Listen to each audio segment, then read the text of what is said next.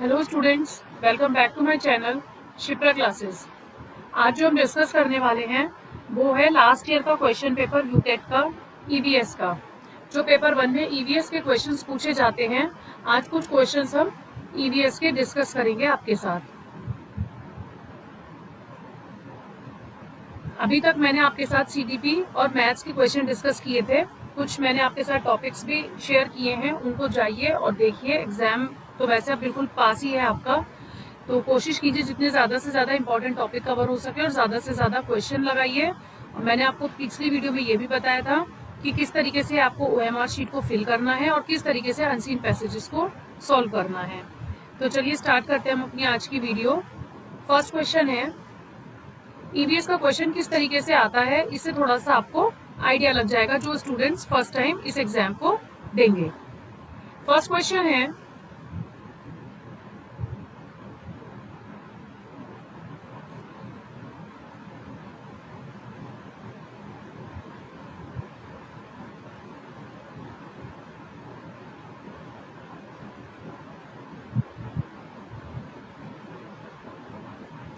first question is, which among the following consideration would you keep in mind while designing a group activity in EVS class?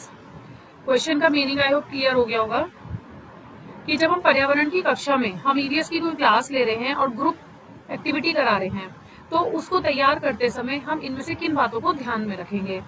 सबसे पहले engage the interest of the children. Yes, बच्चों के हित को शामिल करेंगे जिसमें बच्चों का फायदा हो।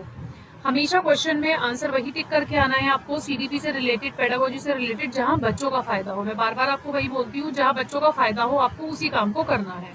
तो बच्चों के हित को शामिल करेंगे। यस, लड़के लड़कियों को समान रूप से रोचक लगे, appeal equally to boys and girls.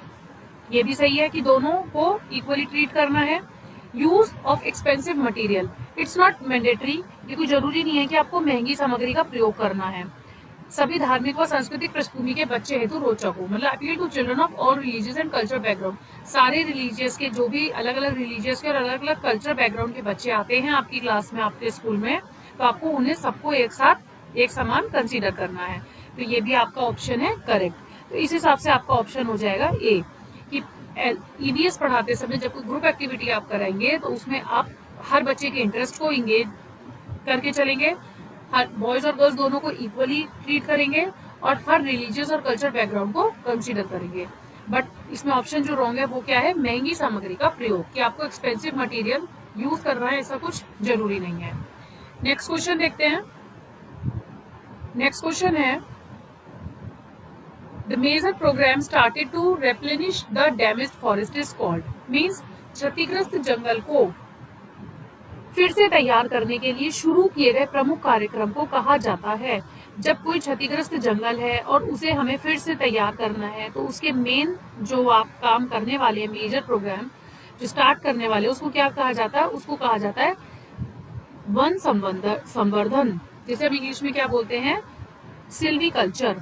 ठीक है, तो major programme started to replenish the damage forest is called वन संवर्धन, सिल्वीकल्चर। नेक्स्ट क्वेश्चन है, ground water will not be depleted due to. क्या मीनिंग हुआ, किसके कारण भूजल समाप्त नहीं होता। जो भूजल है, जो ग्राउंड वाटर है, वो किसकी वजह से समाप्त नहीं होता। Afforestation, process of afforestation means वनीकरण की प्रक्रिया, थर्मल पावर प्लांट की स्थापना, वनोन्मूलन की प्रक्रिया, उच्च उत्पादक प्रजातियों की खेती। अगर आप हाइल्डिंग वेराइटीज के कल्टीवेशन करेंगे, डिफॉरेस्टेशन करेंगे या थर्मल पावर प्लांट लगाएंगे, तो इन सबसे ग्राउंड वाटर में आपको पानी में कमी दिखाई देगी। बट अगर आप एफॉरेस्टेशन करते हैं, वनीकरण की प्रक्रिया करते हैं, तो वहां पर आपको भूजल आपका ग्राउंड वाटर में उसके कारण समाप्त नहीं होता। तो वनीकरण की प्रक्रिया, इसका ऑप्शन हो जाएगा A correct. Option A is correct. Next question, अस्पतालों से जैविक कचरे के निस्तारण के लिए निम्नलिखित में से कौन सा सबसे अच्छा तरीका है। Which of the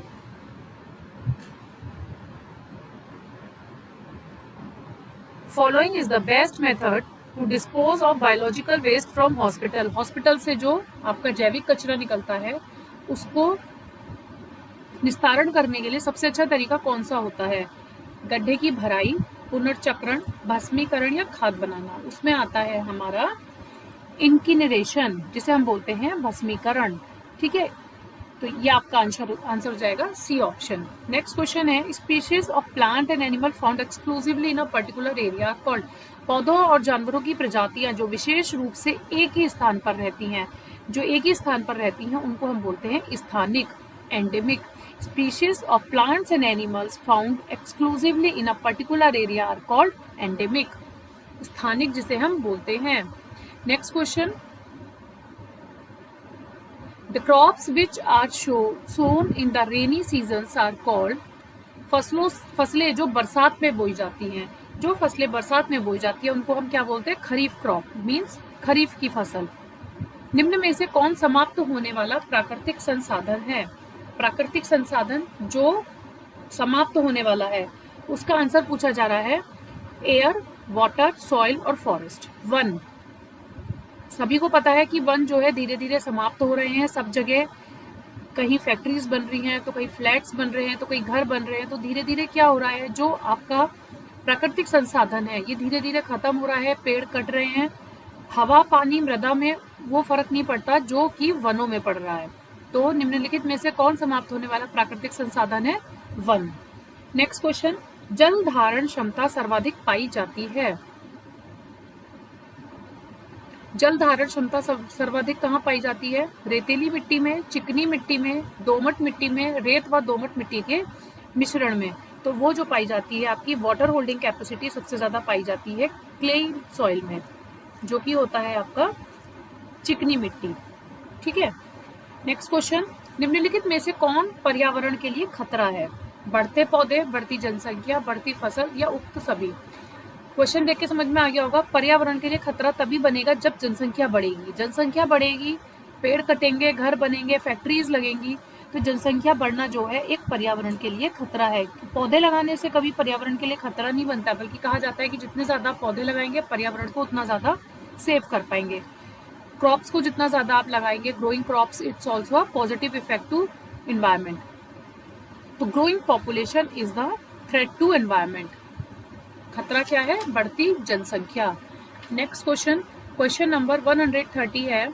in questions में समझाने के लिए कुछ नहीं है, डायरेक्ट क्वेश्चंस के आंसर्स पूछे जाते हैं। तो ईवीएस आप जितने ज्यादा क्वेश्चंस लगाएंगे उतना ज्यादा आपको समझ में आता रहेगा कि एग्जैक्टली आपको किस क्वेश्चन का आंसर कैसे करना है। अल नीनो है।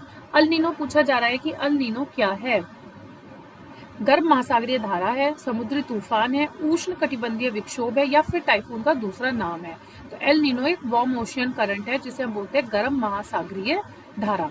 तो 130 का ऑप्शन हो जाएगा ए करेक्ट। नेक्स्ट क्वेश्चन है, रश्मि अपने छात्रों को अपने चारों ओर देखने को प्रोत्साहित करती है और जो कुछ भी उन्होंने अवलोकित किया उसकी व्याख्या करने को कहती है। शिक्षण की किस विधि का प्रयोग उसके द्वारा किया गया?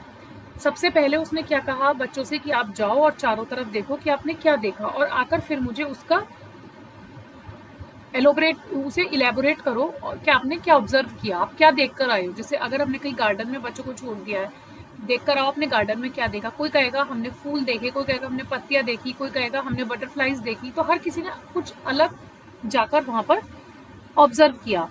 तो इस केस में क्या होता है, विशेष से आप सामान्य की तरफ गए, मूर्त से अमूर्त की तरफ गए, निश्चित से अनिश्चित की तरफ गए या ज्ञात से अज्ञात की तरफ गए, या आप मूर्त से अमूर्त की तरफ गए। जो चीज आपने सिर्फ सुनी थी, देखने के बाद में आपको जब एक्सपीरियंस हुआ तो आप मूर्त से अमूर्त की तरफ गए, कॉन्क्रीट से एब्स्ट्रैक्ट की तरफ गए।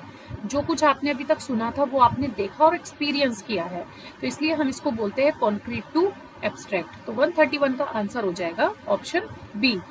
नेक्स्ट क्वेश्चन नंबर 132 है, which is the area wise largest national park of India?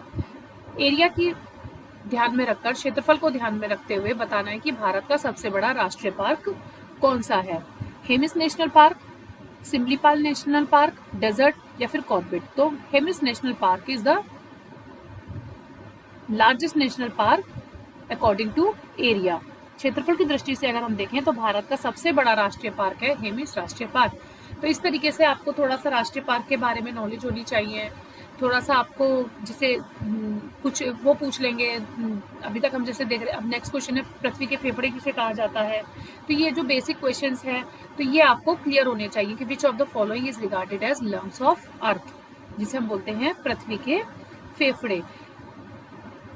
Tiger forest, rain forest of north east India, tundra forest या फिर रेन फॉरेस्ट ऑफ अमेजोन। तो अमेजोन के जो वर्षा वन है, डी ऑप्शन करेक्ट है। पृथ्वी के फेफड़े किसे कहा जाता है, अमेजोन के वर्षा वन को हम पृथ्वी के फेफड़े कहते हैं। Lungs of earth is rain forest of Amazon. तो 133 का ऑप्शन हो जाएगा डी। नेक्स्ट क्वेश्चन है 134 कि इसमें से आपको ये बताना है कि कौन सा सही नहीं मिला हुआ है, कौन सा पेयर सही करेक्टली मैच नहीं है। एक्सेल एयर मीन्स जब सांस छोड़ी हुई हवा में ऑक्सीजन की कितनी मात्रा होती है, 16.4, ये करेक्ट है। जब हम सांस अंदर लेते हैं हवा में तो ऑक्सीजन की 21% मात्रा होती है। सांस छोड़ी हुई हवा में कार्बन डाइऑक्साइड की मात्रा 4.4% होती है, और जो सांस ली गई है हवा में वो कार्बन डाइऑक्साइड की 0.4 मात्रा होती है। तो इसका आंसर है डी, क्योंकि ये इसका सही ऑप्शन नहीं है। तो D is your correct answer. अब आप मुझे कमेंट सेक्शन करके ये बताएंगे कि कार्बन डाइऑक्साइड की कितनी मात्रा सांस भीतर ली गई हवा में होती है। यह आंसर आप मुझे कमेंट सेक्शन में कमेंट करके बताएंगे। आफ्टर दैट मैं आपको इसका आंसर दूंगी, ठीक है। नेक्स्ट क्वेश्चन है, आपको दो ऑप्शंस दिए गए हैं, कॉलम ए और कॉलम बी, और पूछा जा रहा है कि किस दिन कौन सा डे मनाया जाता है। तो बिल्कुल बेसिक क्वेश्चन पूछा गया था ये, क्योंकि अर्थ डे हमें पता है कि वो 22 अप्रैल को मनाया जाता है। तो सी का ऑप्शन है 4। सी का ऑप्शन क्या है, 4। सी का ऑप्शन सिर्फ एक ही ऑप्शन में है, बी में। इट मीन्स बी आपका करेक्ट हो जाएगा। तो आप इस तरीके से एलिमिनेशन करके भी क्वेश्चंस को सॉल्व कर सकते हैं। तो देखिए सी में कहीं भी 4 नहीं है। अगर आपको पता है कि अर्थ डे हम 22 अप्रैल को मनाते हैं तो आप डायरेक्टली और कुछ ना देख के बी पे तुरंत टिक कर सकते थे और अपना टाइम बचा सकते थे। चलिए बाकी ऑप्शन चेक कर लेते हैं। वर्ल्ड वाटर डे कब मनाया जाता है, 22 मार्च को। तो ये हो गया ए का 2 जो कि यहीं पर है। सी का हो गया 4। अब बी का 3rd एनवायरमेंट डे पता ही है आपको, 5 जून को मनाया जाता है। 5 जून को क्या सेलिब्रेट करते हैं हम, एनवायरमेंट डे। और ओजोन डे कब सेलिब्रेट करते हैं, 16 सितंबर को। तो इसलिए आपका ऑप्शन क्या हो गया, ऑप्शन बी इज करेक्ट। तो हमने आज ईवीएस के जो करे हैं 15 क्वेश्चंस कंप्लीट करे हैं। नेक्स्ट वीडियो में इसके पार्ट 2 में हम नेक्स्ट 15 क्वेश्चंस को डिस्कस करेंगे। पहले आप ये 15 क्वेश्चंस पढ़िए ताकि आपको समझ में आए कि किस तरीके से क्वेश्चंस को पूछा जाता है। बिल्कुल लास्ट टाइम चल रहा है अभी, तो इसलिए ज़्यादा से ज़्यादा क्वेश्चंस को लगाइए, एमसीक्यूज कीजिए, पीवाईक्यूज कीजिए। जितने ज़्यादा प्रीवियस ईयर क्वेश्चंस करेंगे आपको उतनी ज़्यादा एग्जाम में हेल्प मिलेगी। और जो भी स्टूडेंट्स मेरी वीडियोस को देख रहे हैं तो प्लीज़ अपना क्वेश्चन पेपर मेरे साथ शेयर कीजिए 24 को आकर, ताकि मैं आपको उसको एनालाइज करवा पाऊँ, एनालिसिस मैं आपके साथ कर सकूँ। आज की वीडियो पसंद आई हो, लाइक शेयर एंड सब्सक्राइब करना मत भूलिए। Thank you for watching.